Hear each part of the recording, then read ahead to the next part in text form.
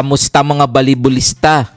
Panalo ang inyo Bulldogs kontra sa UP Fighting Marons 25-12, 25-15, 15-25, 25-22. Tinanghal na best player of the game si Bodin sa likod na kanyang 22 points, 17 attacks, 2 blocks, 3 aces, 1 dig at 6 excellent receptions.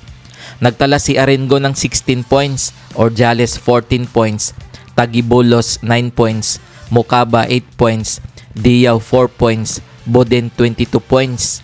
Para naman sa natalong UP Fighting Marons, nagtala si Rahim ng 16 points, Castrodes 13 points, Lipata 7 points, Lagando 6 points, Nicolas 4 points, Clemente 1 point, Abalye 1 point, Di Guzman 1 point.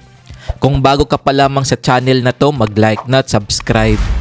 Pinataob naman ng Ateneo Blue Eagles ang UST Golden Spikers 25-20, 25-22, 22-25, 25-21.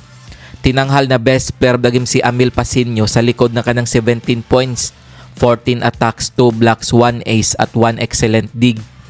Nagtala si Kennedy Batas ng 21 points, Salarson 12 points, Castro 6 points, Gopio 4 points, Gutierrez 2 points, Pasinio 17 points. Para naman sa natalong UST Golden Spikers, nagtala si Macam ng 14 points, Dilanoche 12 points, De Vega 11 points, Colinares 11 points, Valera 7 points, Yambao 3 points, Sally 3 points, Gopitillo 3 points. Kung umabot ka dito sa video na to, mag-like na at subscribe.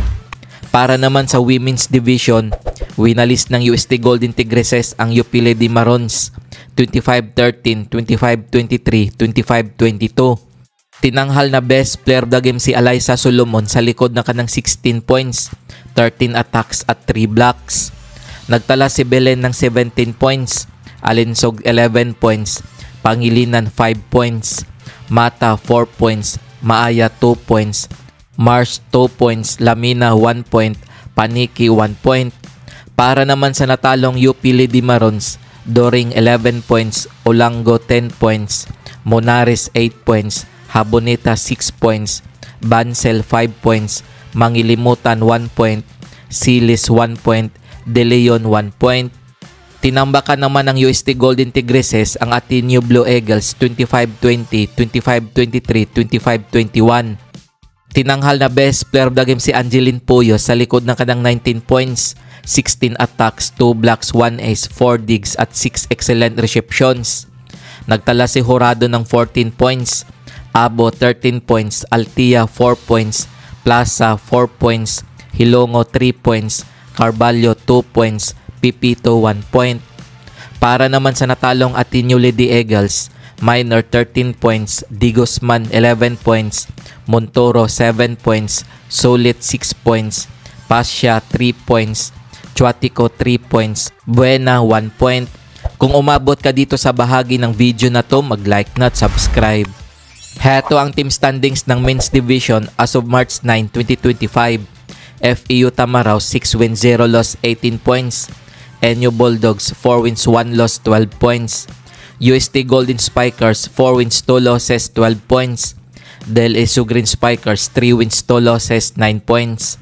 Ateneo Blue Eagles 3 wins 2 losses 9 points. Adamson Soaring Falcons 1 win 4 losses 3 points.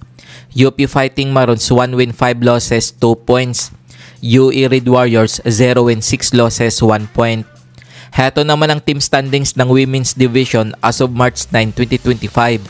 Enyo Lady Bulldogs 5 wins 0 loss 14 points. UST Golden Tigresses 5 wins 1 loss 14 points. FEU Lady Tamaraws 4 wins 2 losses 12 points. Del Esu Lady Spikers 3 wins 2 losses 10 points. Adamson Lady Falcons 2 wins 3 losses 5 points. UP Fighting Marons 2 wins 4 losses 5 points. Ateneo Blue Eagles 1 win 4 losses 5 points. UE Lady Warriors 0 win 6 losses 1 point. Heto ang mga laro ngayong March 12, 2025 nagaganapin sa Mall of Asia Arena.